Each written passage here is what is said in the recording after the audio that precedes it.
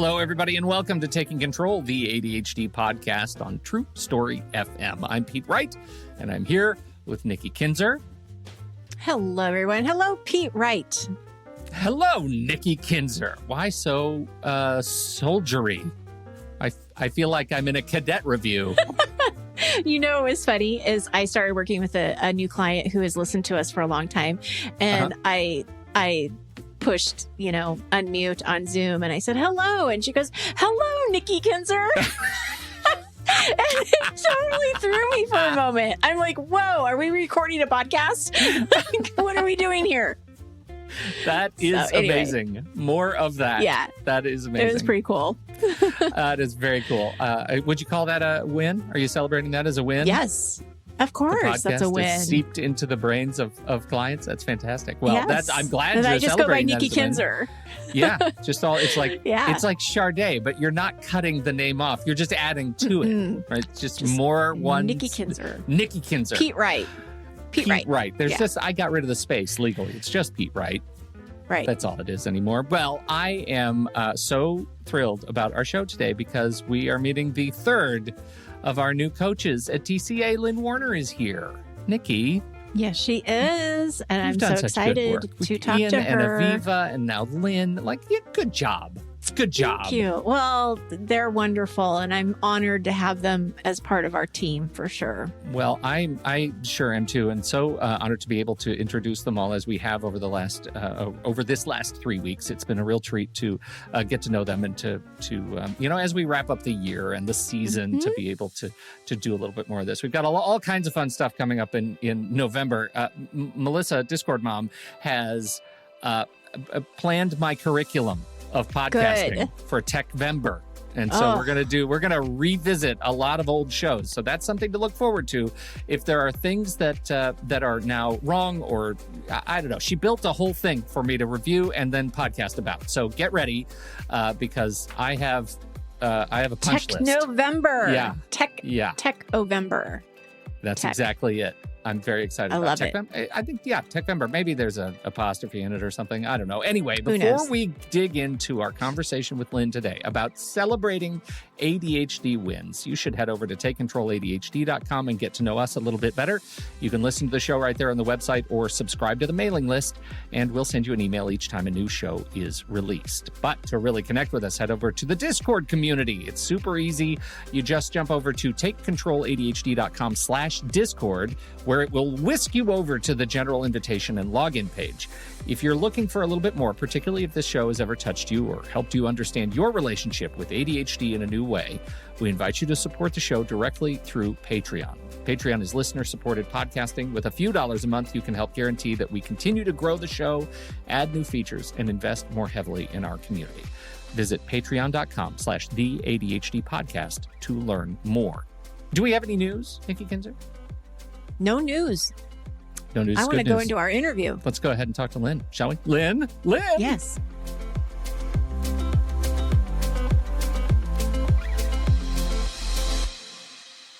Lynn Warner was diagnosed with ADHD after becoming a mom and learned an awful lot about herself. And she ended up doing the work to become an ADHD coach, sought-after ADHD coach. And she is here because she is one of our newest and most delightful ADHD coaches. Lynn Warner, welcome to the ADHD podcast. Hello, Lynn. Welcome. Thank you so much. So glad to have you here. Yes. Oh, I love this. This has been such a wonderful little tour of the behind the scenes to have all the coaches come on and be able to learn more about you and about how you do your work and how you help people and why you do this work.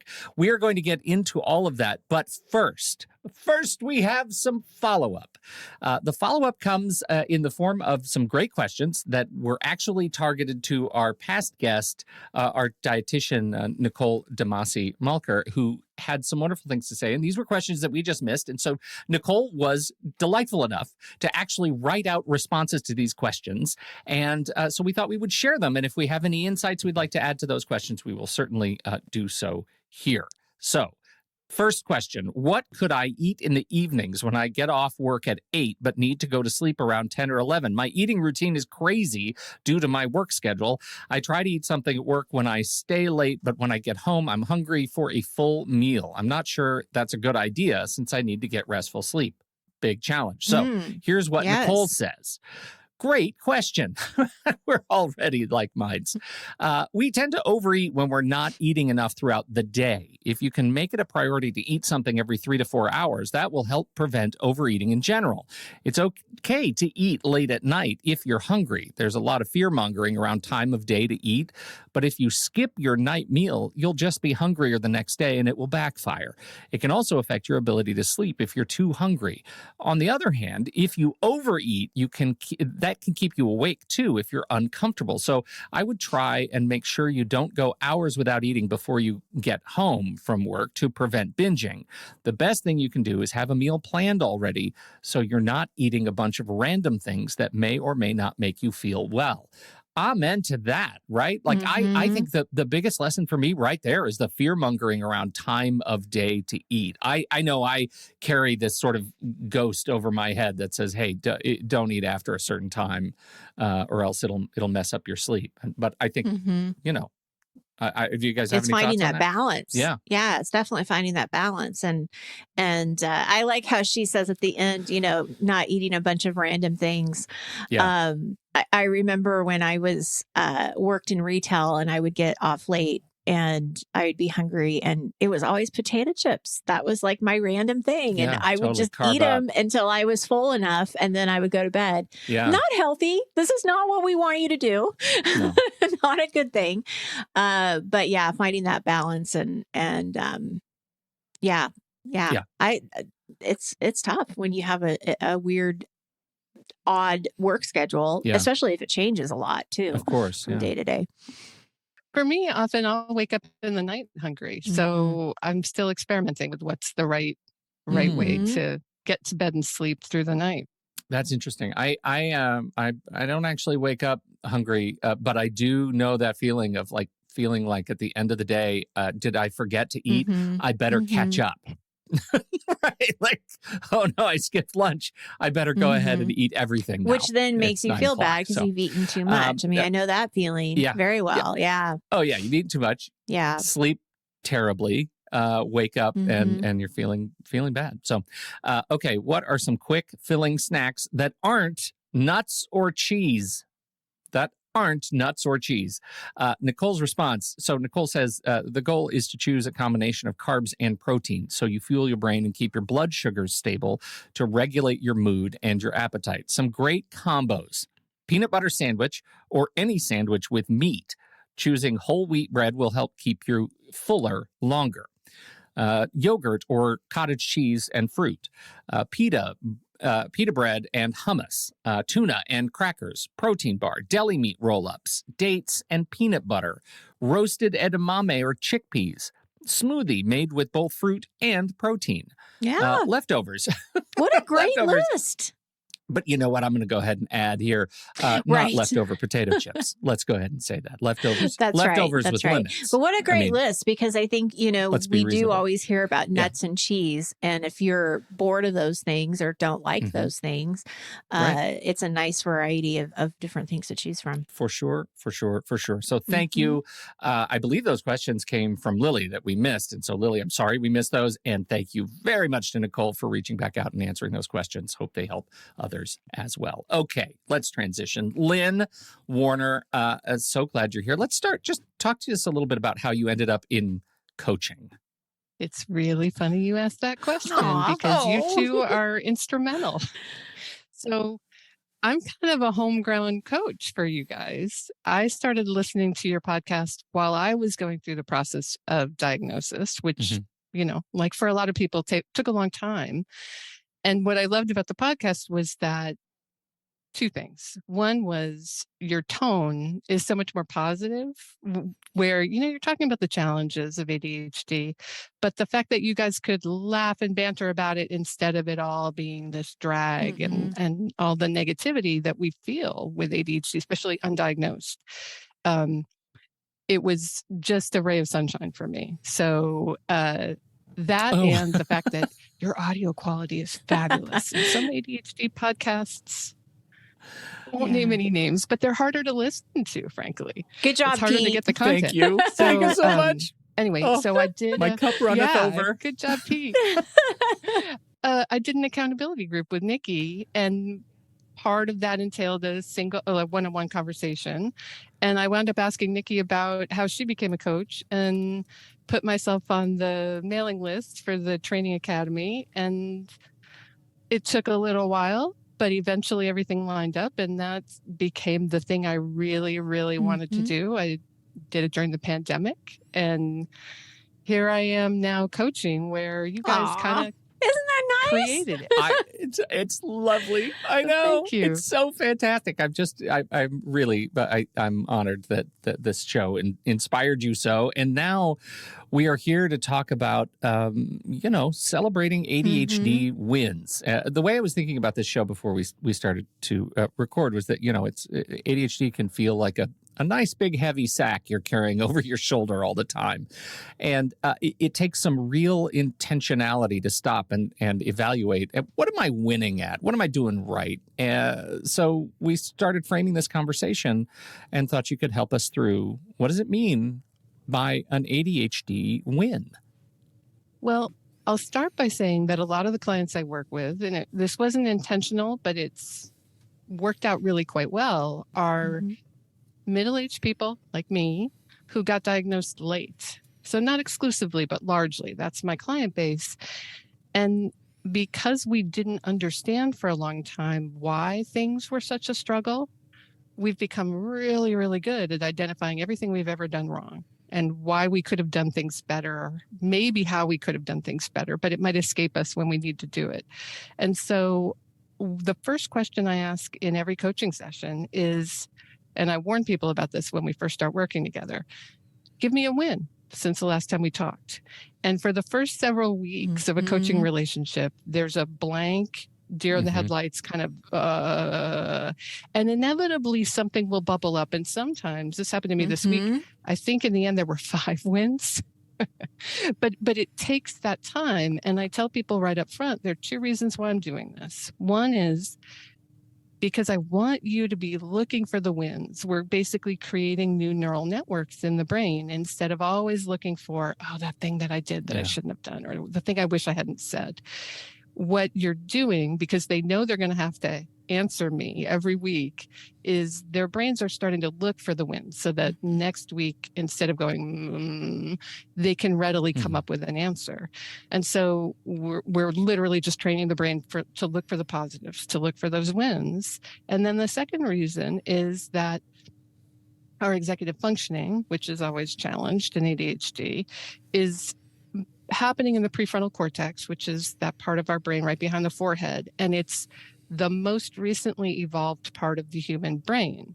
So when we're super stressed, actually, I don't even think we have to be super stressed. When we're stressed, that part of the brain basically goes offline, and the more archaic, the lizard brain parts of the brain go into action. And that's right. That's what should happen.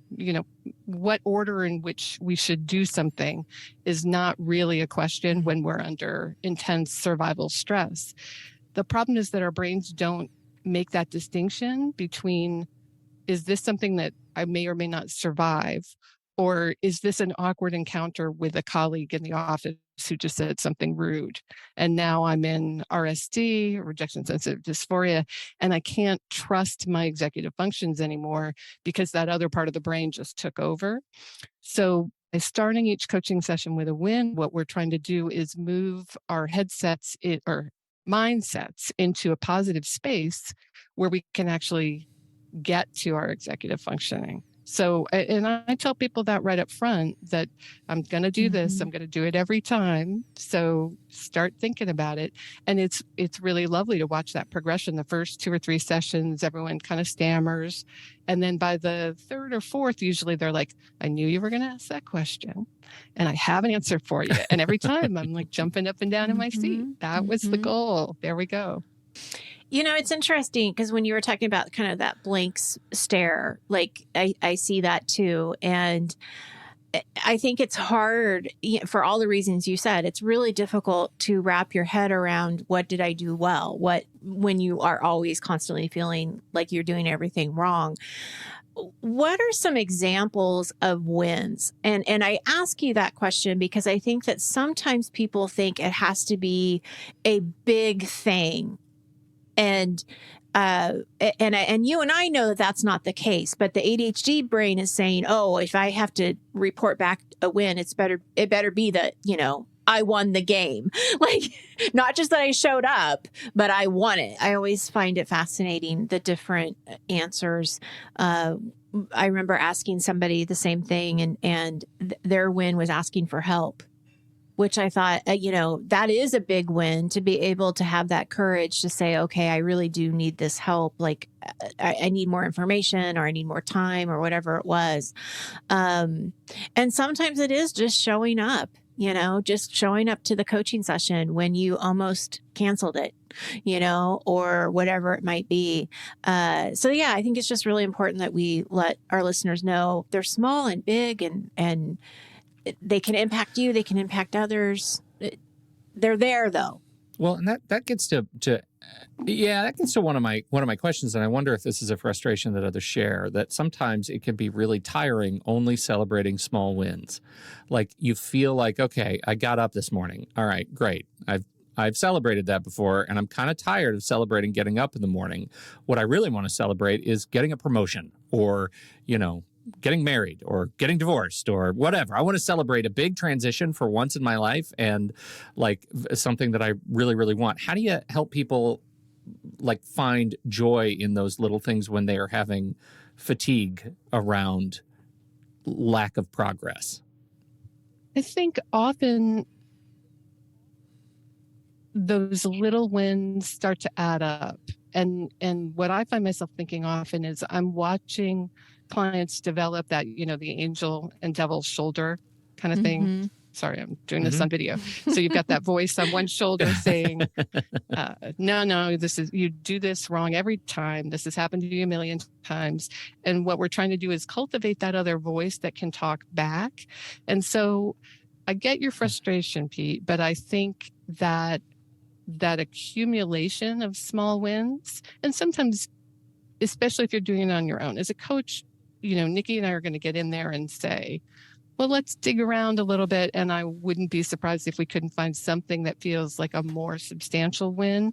But a friend of mine who's a therapist used a phrase years ago that I absolutely loved, which was, she sees her job as taking a machete to the neural networks of clients' brains so that they can create new pathways. And so I think, maybe framing that question a little bit differently, instead of, all right, what am I grateful for? Maybe it could be, what happened differently yesterday that hadn't happened before? Yeah. And maybe that gives you a filter of, okay, oh, that happened because I've set myself up for that success. Mm-hmm. We experiment with what we learned today. Like, what did you learn today? Because learning, like when you think back to, I just learned something new today, implies an experience, and that experience denotes change or something that has evolved in your life today. That's another one to mental model. Absolutely. And I think, as Lynn was saying, as a coach, we're going to dig in a little bit more. And I know that, like, my curiosity goes to what would feel like a win. What is something that what are you missing? And are you comfortable adding that, into your routine or whatever it might be? So I think questioning, where those feelings are coming from, and not only what did you do differently today, but what can you do differently tomorrow to have a different thought process around it? Well, and I think because so much of it, like you talk about that lizard brain, like, I cannot stress how exhausted I am at my brain reacting in what seems to be out of my control. You know what? I have like an oven and a toaster and a refrigerator to keep food from spoiling. Like, there are so many times throughout the day that I feel like my lizard brain is kicking in, and I don't need it. So that is like existentially So I have a exhausting. question. And so that can mask the sometimes the feeling of being able to find a win when I'm feeling like I'm constantly in fight or flight and don't need okay, it. so this is a silly question because everybody's going to listen to this and say, well, duh, you should know this, but my memory is not serving me. What is a lizard brain? The lizard brain is the part of the brain that we share with other creatures that's really there just to do survival. So it's literally other physically parts of the brain that are there to say super stressful. It's fight or flight. Okay. Would be the simplest answer. Yeah. So fight or flight is like, okay, I don't have time to put these things in order in the spice drawer. Right. Right. All of that is out the window. Yeah. It's time to run away. And in modern day, our brains are still going into fight or flight, even when it's something incredibly minor. You know, I can remember having this happen to me recently, like when you've run down to the car to do the errand and you remember, I didn't bring a mask. And you run back up to the house and you run back to the car. And then one more thing, you know, and your family is sitting in the living room chuckling every time you let yourself in because you've forgotten something. ADHD, right? Right. I see. And the voice that comes out of that, especially if you were on a time deadline and didn't really have that time to run back and forth, it is amazing how negative we can be to ourselves for something as silly as that. Okay. Yeah. And it's basically, and we get, I mean, because that's, it starts in the amygdala, and I started calling this the amygdala hijack, right? Because it's like, this is where the sort of sensory experience of emotion takes over like rational thinking anymore. And you just get mad or scared or whatever. And it's so great when that happens, when I'm crossing the street and I don't see a car and my body reacts without me having to think about it and jumps out of the way, right? That's awesome. Keep that. You know, lizard brain, like do that job. But like you say, when I get terrified of the spice drawer, that's where we need to draw a line. Like, come on, brain body barrier. Let's draw a line on when I actually need you and when I don't. And some of that can creep in when I'm looking for these wins to celebrate, right? Which is like, I think there is a meta experience where I kind of live low key that is, oh, now I'm sort of scared right now because I can't think of a win alone. Like I know with a coach, I could sit down and we could probe and all of that, but I'm not living with a coach. Like I sit down at the end of the day and I'm like, what happened that was great today? What's the best part of my day? And I don't know. And then I live with this, oh God, well, that's the ADHD monkey on my back. That's the ADHD lizard in my brain. And it's preventing me from having any joy in my life. And that's the roller coaster, right? That's the feeling of fear, uncertainty, and doubt. So then the question is, how do we not go down that roller coaster so fast and so furious, right? Yeah. Because at some point there has to be a pause where you can kind of reflect back to what's going on. Lynn, what do you think about like, how would you help somebody see that pause? There's a principle that I think of personally as the red velvet curtain, which the best example I can think of is when my kids, who are now teens, were little kids. We were really, really restrictive about television. And both my kids have ADHD. I've got their permission to say that. And we would get to places where the two of them were just right up against each other, and I was at wit's end. And there's a little cartoon called Pingu, if anyone's ever experienced it. It's this wonderful European animated cartoon. There's no language, but absolutely clear what's going on, and they're 8 minutes long. So our TV is hidden behind louvered doors, and when the kids would get to that place where we just could not make any forward momentum, you know, we were just in that locked kind of battle, I could pop those doors open, the kids would plop down, and we could literally watch a single 8-minute video.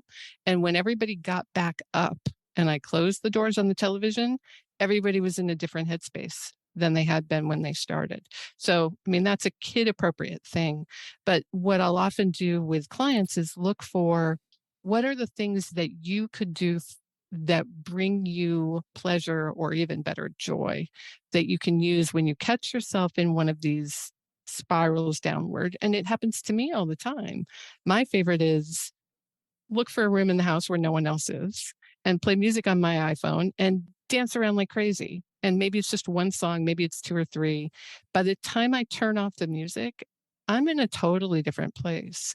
So catching yourself is the tricky part. And again, that's one of the things that a coach is going to work with you on. But you can totally learn to do that yourself. When you feel that spinning, that what is something you can do that will just absolutely break the mood, put you into a different space, and then you're back to where you can reach for your executive functions and you can make better decisions, and then you make your choice about what happens next. This is that. I mean, we've talked about it. The similar language that we've been using over the last year or so is just pattern interrupt. Like, what is it that you do to stop the pattern that you're repeating right now and start something new that is more beneficial with the aid of your executive function? You may need a reminder. So it's also good to have reminders. We've talked about this before with joy. When we talk about joy and we talk about having things around you that bring you joy, having more of that around you so that you can look at a photograph or something to trigger that, okay, I need to stop this pattern. Because it's not going to be instinctively. I mean, it's not going to happen instinctively to say, oh, I'm in the middle of a spiral. I need to stop. Right. But having those things around you might help you at least say, I don't feel good right now. I know I don't feel good right now. I don't want to continue. Maybe this little reminder can help you get back on track. So how does this relate to leaning into your strengths, like being able to sit back and recognize what is it that I'm good at? What is this? I don't know what we're talking about, a sort of psychosocial skill or a practical skill. How does leaning into my strengths aid in celebrating my wins? I think we're kind of revisiting the angel devil voice a little bit too here, where the devil voice tends to be so loud for us. We're so, especially again, people who've been diagnosed later, which was me. We've spent literally decades telling ourselves like, this is so hard. Why does this seem incredibly easy to everybody around me and so incredibly hard for me? And what I find in working with clients, there's a tool that a lot of coaches use called the VIA Character Strengths, which I ask everybody to do before we start working together. And it's a free tool. It's absolutely fantastic. And the idea is there are these 24 character strengths, and there's nothing about it in which you're losing, right? Everybody has all 24 of these strengths, but they get ranked for you as you go through this questionnaire. And the top 6 or 7 are typically referred to as signature strengths. And what I find is that signature strengths are usually the things that are so deeply baked into our personalities that if someone were to compliment you on one of those things, you would shrug it off. Like, I don't think it's thank you, strength, but it's just right. You hear that. Yeah. Exactly. Right. Like it's just literally a shrug. Like, no, I don't have to work at that. I don't think about it. And because of that, we don't see those as strengths. We see those as things that come naturally. But one of the joys of getting to work with all these different clients is getting to watch how those 24 things get re-ranked for each person. And so the same thing that one person is striving for and really, really struggling with is number 1 on another client's list. And they literally would just go, that's easy. And so helping people identify that and see that those things that they're good at, that they want to pretend don't matter, are in fact really crucial. And so an example of this that I have is a client I started working with quite a while ago, now graduated, who when we first started talking, there were a couple of things that were coming up again and again and again. And probably the top one was the messy apartment. So we'd meet over Zoom and the background was blurred. So I had no idea what the apartment actually looked like, but it came up every week. And it was such an emotional drain for this person. And, organization, tidy, cleaning, these are not typically ADHD strengths with rare exceptions, right? So it came up again and again and again. And what happened over a period of time was this client decided that maybe what they needed was house cleaners to come every other week. And part of the reason we were talking was that they wanted to find a job and they weren't able to do it. And so there was this, of course, this tension between, I'm going to spend money to have somebody clean my house when I don't have a job. They finally made the decision. They hired the house cleaners, and within a month they had a full-time job. And I thought, that was no accident. This was somebody, instead of bedeviling themselves with the thing that they weren't good at, they hired somebody to do that, got themselves out there. I believe they got that first job that they interviewed for, and they're still there and still enjoying it. And so there's that great sense of, if we stop threatening ourselves with all those things that are hard and instead let ourselves take that easier route, there's real success to be had. You think about the Richard Branson, the famous ADHDers, or Adam Levine comes up a lot too. These are people who have been able to play to their strengths. And part of it, of course, is financial success means you can hire people to do everything else for you.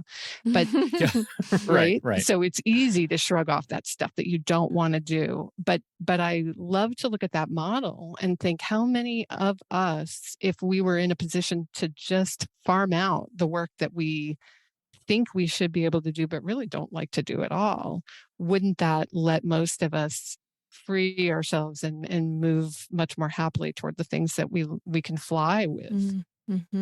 Great example. It is a great example. And I think part of the lesson, though, is like, how are you approaching, or conceptualizing what you can let go of? And you bring up financial resources. That's number one. My hypothesis is that some of the frustration will come from just not approaching critically enough the opportunity to give stuff away. If you if you really thought about it, there probably is some stuff you give away without costing you an arm and a leg. I guess that's what I'm trying to say. Like, have you really gone through the things that you don't love doing, or that are getting in the way of you, as you say, finding that new job? But I'm sitting there listening to this and thinking of somebody hearing it, it's like, it must be really nice if you're Adam Levine to be able to do that. I would love to pay somebody to go get my dry cleaning, just to be stereotype. Do you have any thoughts on how you can break that process down for somebody who might not be living with Adam Levine's resources? Which is also everyone. Right. We know you're listening. Long time fan. Yeah. Yeah. Right.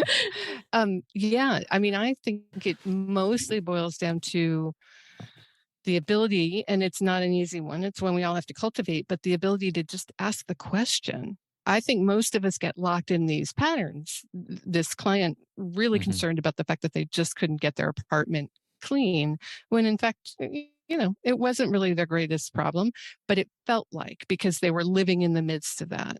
I've had multiple conversations with clients recently where their difficulties in a job seemed to the client to be entirely their own fault.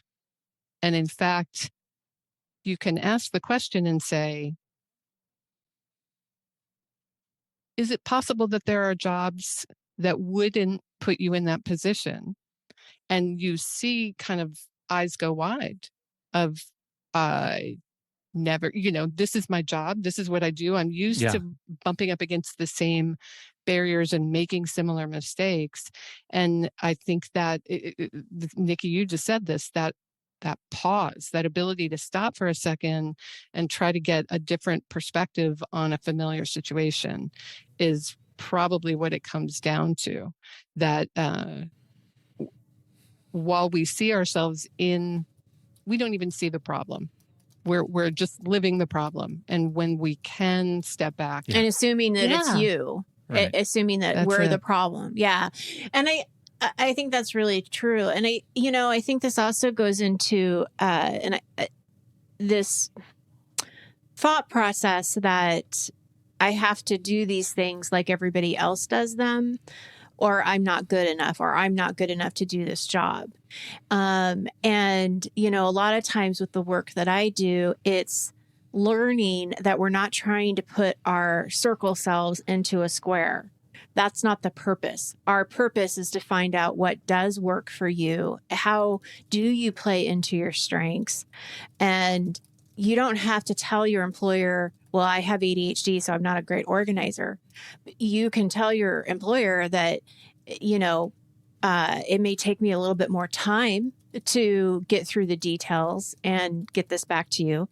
But it's going to be great when you get it. I'm very thorough and I'm very, I'm going to be able to do this. I just might take a little bit more time. So it's working with who you are and how you work and not comparing yourselves to other people, and see that as a strength. I think that's what's so disheartening sometimes, is that people beat themselves up so much when it's not their fault. They're not doing anything wrong. They're just doing it differently. Yeah. Totally agree. I think creativity, via character strengths that I referenced, creativity and curiosity are so frequently up in the top few.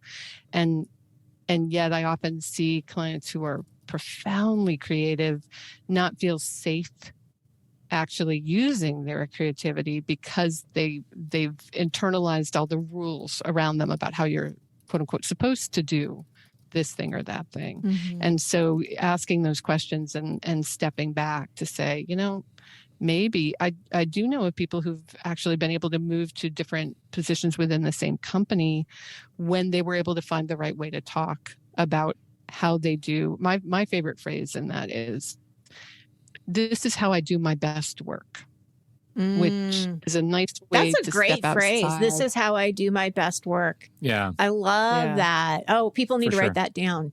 That's really good. Yeah. That's really good.